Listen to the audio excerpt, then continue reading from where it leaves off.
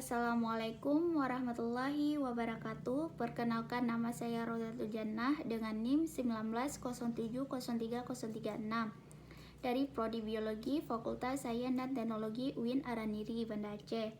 Baiklah, di sini saya akan menjawab beberapa soal UTS yang diberikan oleh Bapak Ilham Zulfahmi MSI. Baiklah, soal yang pertama yaitu bagaimana cara mengklasifikasi suatu substrat sedimen termasuk pasir, kerikil, dan lumpur. Jawabannya yaitu sedimen adalah bahan utama pembentuk morfologi atau topografi dan batimetri di pesisir. Sedimen berasal dari fragmentasi atau pemecahan batu. Pemecahan tersebut terjadi karena pelapukan yang dapat berlangsung secara fisik, kimiawi, dan biologis. Sedimentasi di lingkungan pantai berawal dari kehadiran sedimen yang berasal dari daratan dan pada dasarnya merupakan faktor utama dalam membentuk pantai. Pasir mempunyai 3 kelompok, yaitu pasir atau sand, terdiri dari pasir sangat kasar, sedang, halus, dan sangat halus. Sedangkan lumpur atau mud terdiri dari clay dan silt. Yang ketiga itu kerikil atau gravel, terdiri dari partikel individual yang terdiri dari boulder, cobble, dan pebble.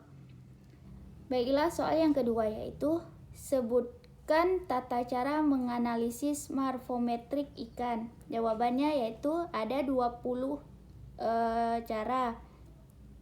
Yaitu yang pertama panjang baku, panjang cagak, panjang total, tinggi badan, tinggi batang ekor, panjang batang ekor, panjang dasar sirip punggung, panjang di bagian depan sirip punggung, tinggi sirip punggung, panjang sirip dada, panjang jari-jari sirip, panjang jari-jari keras dan jari-jari lemah, panjang kepala, tinggi kepala, lebar atau tebal badan, panjang hidung, panjang ruang antar mata, panjang bagian kepala di belakang mata, tinggi bawah mata, dan yang terakhir itu tinggi pipi.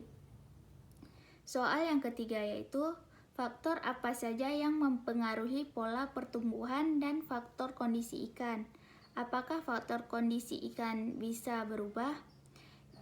Jawabannya yaitu yang pertama, yang mempengaruhi pola pertumbuhan adalah hubungan panjang bobot, kemudian dikelompokkan menjadi 4 macam, yaitu isometrik, positif, negatif, dan alometrik, positif dan negatif.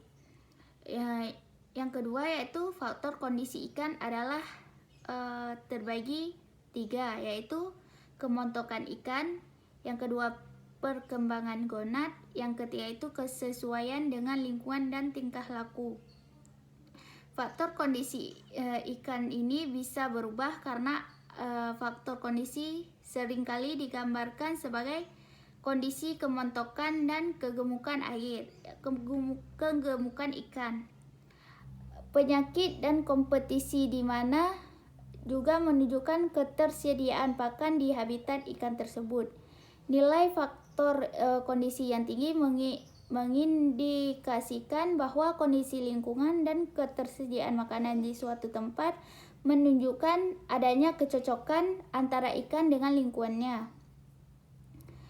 Faktor kondisi sangat dipengaruhi oleh kondisi lingkungan baik biotik maupun abiotik dan dapat digunakan sebagai indeks untuk mengetahui status ekosistem perairan di mana ikan hidup. Ya, soal yang terakhir yaitu jelaskan tahap-tahap dalam melakukan penelitian ektoparasit.